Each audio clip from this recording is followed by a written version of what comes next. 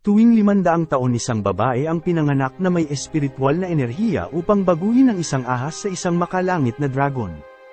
Ang nilalang na nagtataglay ng kapangyarihang ito ay kayang baguhin ang kapalaran ng sangkatauhan sa pamamagitan ng pagsira o pagligtas nito. Sa isang lungsod ng Los Angeles sinusuri ng pulisya ang ilang paglitaw ng mga higanteng bakas na tila dulot ng isang malaking nilalang. Si Ethan ay isang reporter na nagpunta sa lugar upang imbestigahan ang sitwasyon ngunit tumanggi ang ahente ng gobyerno na sagutin ang anumang tanong at mabilis siyang pinapaalis ng mga ito. Gayunpaman napansin ng lalaki ang isang kakaiba habang nakatingin ito sa field at nakita ang tila piraso ng kaliskis na nakabaon sa lupa. At tila nakita na ito ni Ethan noong siya ay bata pa at nagsimula nitong maalala ang memorya habang nakatingin ito sa isang kakaibang artifact na dala niya. At 15 taon ang nakalipas na punta si Ethan sa isang lokal na tindahan ng mga antiko kasama ang kanyang ama habang sinusubukan ng lalaki na magbenta ng isang kutsilyo sa lalaking si Jack. Tinitignan ng bata ang mga bagay at nakita ang isang misteryosong kahon na kusang bumukas matapos na maramdaman ang kanyang presensya. Bumukas ang kahon at bumungad ang isang higanteng scale na naglabas ng isang aura patungo sa bata. Napansin ito ng may-ari at nagsimulang atakehin sa puso, ngunit nang sinubukan ng ama ng bata na tumawag ng ambulansya sinabihan ni Jack ang lalaki na bumili ng isang gamot sa malapit na tindahan. Sinabi ng ama ni Ethan na bantayan ang matanda at mabilis na tumakbo ngunit lumalabas na nagkukumwari lang si Jack upang makausap nito ang bata ng mag-isa. Sinabi nito kay Ethan na mayroong higanteng ahas na tinatawag na emojis na naninirahan sa langit at bawat 500 taon isa sa mga ahas ay ginagantimpalaan dahil sa mabuting ginawa nito at naging isang makalangit na dragon. At upang mangyari ito kailangan ng nilalang ng isang mahiwagang bagay na tinatawag na Yuyijo ngunit ang masamang ahas na si Buraki at ang mga tagasunod nito ay sinubukan na nakawin ng bagay sa matagal na panahon. At 500 taon ang nakalipas nagpasya ang langit na itago ang Yuyijo sa pamamagitan ng pagpapadala nito sa lungsod sa Korea at binabantayan ng pinakamahusay na mandirigma na si Harem at ang kanyang master na si Botchen.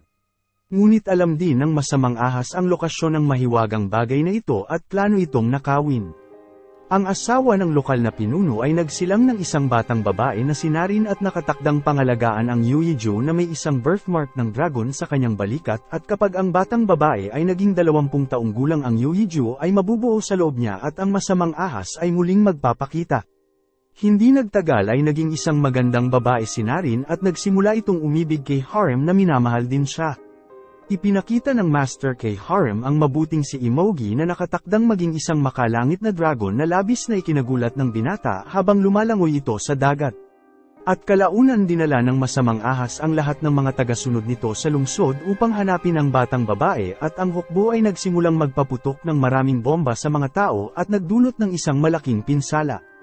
Sumugod sila sa lungsod at pinatay ang mga kalalakihan habang ang mga tao ay walang laban sa kanilang dragon at mahika. Kinuha nila ang lahat ng babae at tinignan ang bawat isa at sinusubukan na hanapin ang batang babae na may birthmark ng dragon.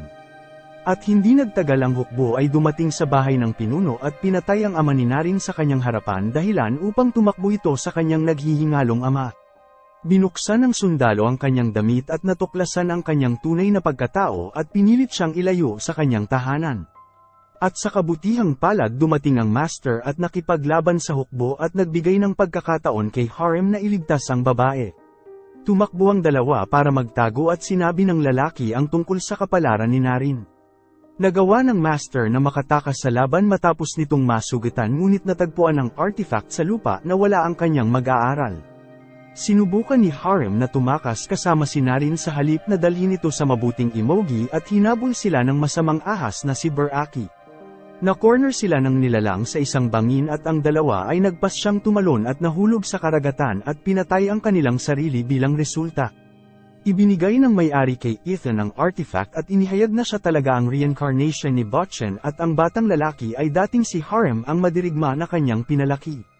At ito ang kanilang pangalawang pagkakataon para tuparin ang propesiya at kailangan mahanap ng batang lalaki ang isang batang babae na nagngangalang Sarah na mayroon ding dragon na birthmark at dalhin ito sa Grand Cave.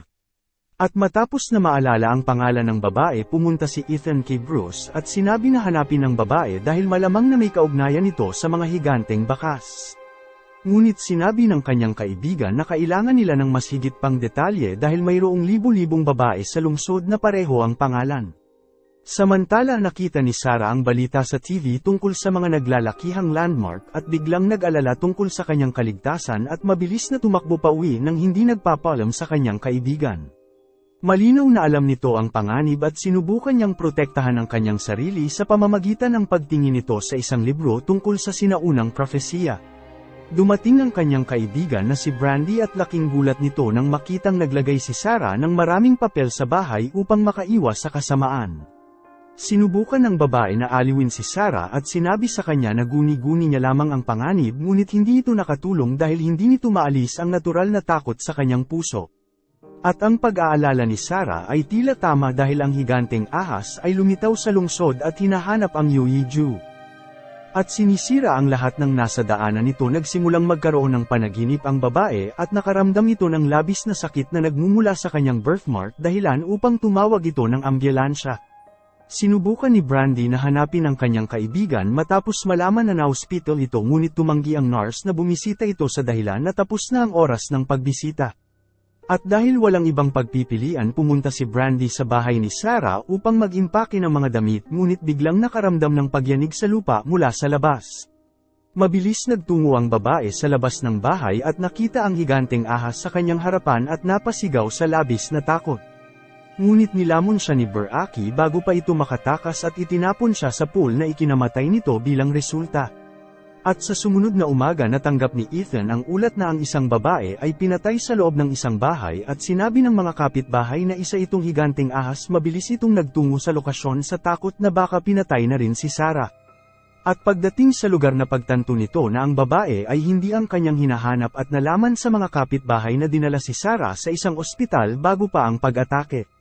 Nagmadali itong pumunta sa lugar upang hanapin ang babae ngunit pinigilan siya ng nurse at sinabing si Sarah ay inilagay sa isang quarantine dahil sa isang sugat sa kanyang balikat na maaaring magdulot ng impeksyon. Sinubukan ni Ethan na maghanap ng ibang paraan at nakilala nito ang isang doktor na fan ng reporter at tinulungan siya nitong mahanap ang babae. Nakita nito ang babae na nakaupo sa isang kama at sinabi na naniniwala ito sa panganib na nararamdaman niya at pinaliwanag na dapat silang umalis sa lugar dahil paparating na ang halimaw. Nang biglang yuminig ang buong gusali habang ang higanteng halimaw ay nasundan sila sa ospital. Nagmadali ang doktor at sinabihan ng dalawa na umalis agad dahil sila ay nasa isang malaking panganib. Dinala ni Ethan ang babae patungo sa labasan habang nag-transform ang doktor bilang si Jack na binabantayan sila mula pa sa simula. Tumakbo sila sa sasakyan na dala ni Bruce at mabilis na pinatakbo ito ng lalaki matapos na makita ang halimaw na lumitaw sa garahe at hinabol sila habang sinisira ang lahat. Nagmadali silang lumabas sa ospital at nagawang makatakas ng mabilis habang pasugod ang nilalang at umatungal sa kanyang biktima. At bago sila tuluyan makatakas nakabangga si Bruce at mabilis na huminto at lumalabas na ang lalaki ay tauhan ni Beraki at planong kunin si Sarah at dalhin sa kanyang master. Sinubukan ng dalawa ang lahat ng kanilang makakaya upang pigilan ang lalaki ngunit ang kanilang mga pag-atake ay walang silbi laban sa general. At sa kabutihang palad nabangga ang lalaki ng isang sasakyan bago pa nito makuha ang babae at mabilis silang tinulungan ng driver na makalayo sa lugar. At sa kabilang banda ang patuloy na pag-atake sa lungsod ay nakakuha ng atensyon sa gobyerno at nagsimulang maghinala na si Sarah ay may pananagutan sa paglitaw ng halimaw. Napagtanto ng grupo na maaaring tapusin nila ang babae kung hindi nila mapipigilan ang sitwasyon dahil ang nilalang ay tila hinahanap ang babae. At kasabay nito sinimula ng general ni Beraki na ipatawag ang ilan pang tagasunod nito at halimaw sa mundo gamit ang maraming sinaunang scroll at naghahanda silang kunin si Sarah sa anumang paraan. Ang gobyerno ay nagawang masubaybayan ang lokasyon ng higanteng ahas at nagpadala ng isang hukbo ng espesyal na puwersa upang tapusin ang nilalang. Pumasok sila sa loob ng kuweba ng halimaw at nakita nila ang napakalaking nilalang na lumitaw sa kanilang harapan. Mabilis na umatras ang mga sundalo dahil sa takot at nagsimulang bumaril kay Beraki ngunit ang kanilang mga atake ay walang silbi habang patuloy silang tumatakbo. Gayunpaman dumating ang Serpent Army sa kabilang panig at nagpilit sa mga sundalo na ma-corner. Ginamit ng general ang kanyang mahika sa mga sundalo at tinapos sila gamit lamang ang isang atake. Samantala ang propesor ni Ethan ay sinusubukan na i-extract ang mga alaala mula sa isip ni Sarah at kalaunan ang batang babae ay nagsimulang makita ang kanyang kabataan at pagkatapos ang kanyang nakaraang buhay bilang sinarin. Ang kanyang espiritual na kapangyarihan ay nagsimulang magising kasabay ng kanyang alaala at pinalibutan ng kumikinang na liwanag kasabay ng pagkamangha ni Ethan. Nakabawi si Sarah mula sa karanasan ngunit naramdaman din ni Beraki ang kanyang kapangyarihan patungo sa kanilang lokasyon at nagpilit sa dalawa na tumakas agad papalayo sa lugar. Mabilis nagmaneho ang dalawa habang sinisira ng higanteng ahas ang bahay at hinabol sila mula sa likuran at sinira ang buong kalsada bilang resulta. At sa kabutihang palad nagawa nilang takasan ng halimaw at tinawag ni Ethan ang kanyang kaibigan upang kumuha ng isang helicopter habang napagtanto nito na hindi sila ligtas sa lupa. Nakipagkita sila kay Bruce sa isang restaurant at nagbigay sa kanilang supply at sinabi sa kanila na ang helicopter ay nasa itaas ng gusali ng pahayagan. Ngunit ang higanteng ahas ay nagawa silang mahanap at nagsimulang sirain ang buong gusali upang makuha si Sarah. Mabilis silang tumakbo papalayo sa gusali habang hinahabol sila ng halimaw mula sa likuran at bago pa sila mahuli pinaputukan ng mga pulisya ang higanteng nilalang at ginulo ito pansamantala upang makatakas ang dalawa. Patuloy silang tumakbo sa gusali ng pahayagan habang hinahabol sila ng halimaw at sinisira ang lahat ng madaanan nito at pinapalipad ang mga sasakyan sa himpapawid. Ang mga tao sa lungsod ay tumakbo sa takot habang ang halimaw ay nagdudulot ng ilang pagsabog at nagresulta sa napakalaking pinsala sa lugar. Tumakbo ang dalawa sa loob ng gusali at tuluyang nakarating sa itaas kung nasaan ang helicopter na naghihintay sa kanila. Ngunit napansin ng nilalang ang kinaroroonan nila at nagsimulang umakyat sa gusali. Sinubukan ng helicopter na lumipad ngunit umatake ang ahas at nagawang pigilan ang sasakyan na nagpilit kay Ethan at Sarah na tumalon bago ito ihagis ng nilalang sa lupa. Nagsimulang matakpan ng madilim na ulap ang kalangitan habang umaatungal si Beraki sa tagumpay at direktang tumitig sa dalawa habang plano silang lamunin upang makuha ang kapangyarihan ng langit. At sa kabutihang palad na iligtas sila nang dumating ang militar at nagsimulang paputukan ang nilalang gamit ang missile at nagbigay sa dalawa ng pagkakataon na makatakas sa gusali. Sinubukan ni Beraki na lumaban at sinira ang ilang chopper ngunit ang militar ay nagawang patumbahin ang higanteng ahas at pinabagsak ito sa lupa. Nagpatuloy sila sa pag-atake sa nilalang habang ang ahas ay sumisigaw sa labis na sakit ngunit ang hindi nila alam ay ang isang hukbo ng mga dragon ang mabilis na paparating sa lungsod. Inatake ng mga halimaw ang chopper sa pamamagitan ng pagbuga ng mga apoy na nagdulot ng isang malakas na pagsabog habang ang mga militar ay napilitang umatras.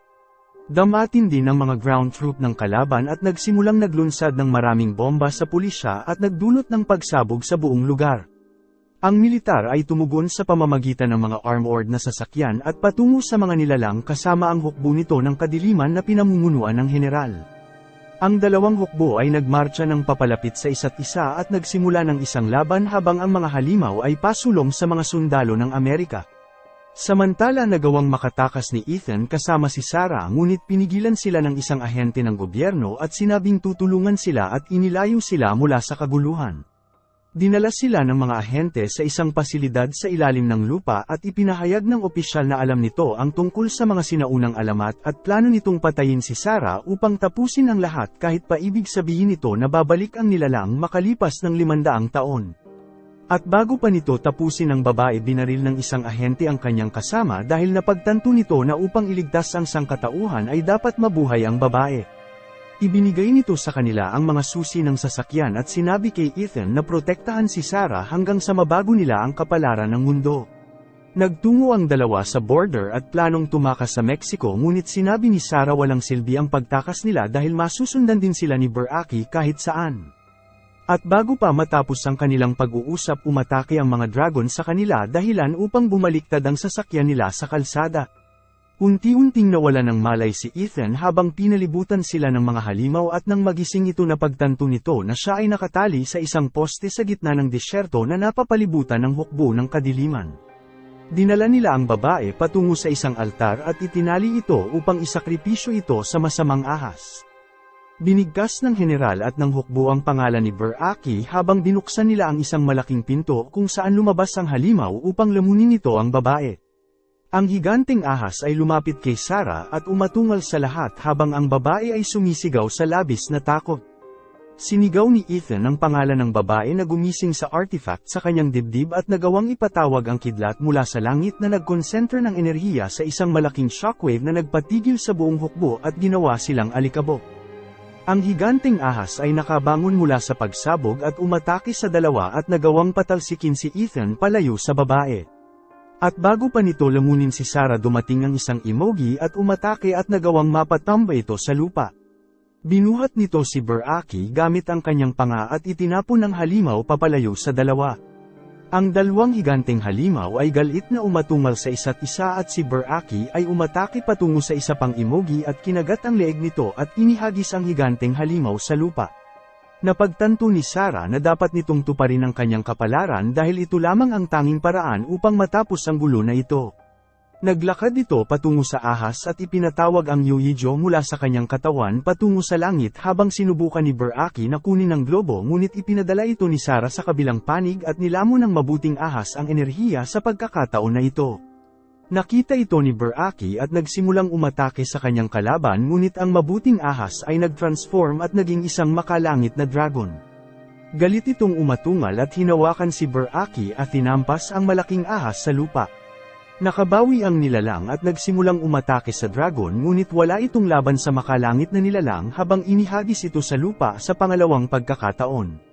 Lumipad ang dragon patungo sa langit at sinubukan ni Beraki na hawakan ang buntot nito na naging sanhi ng paglipad ng dalawa sa hangin.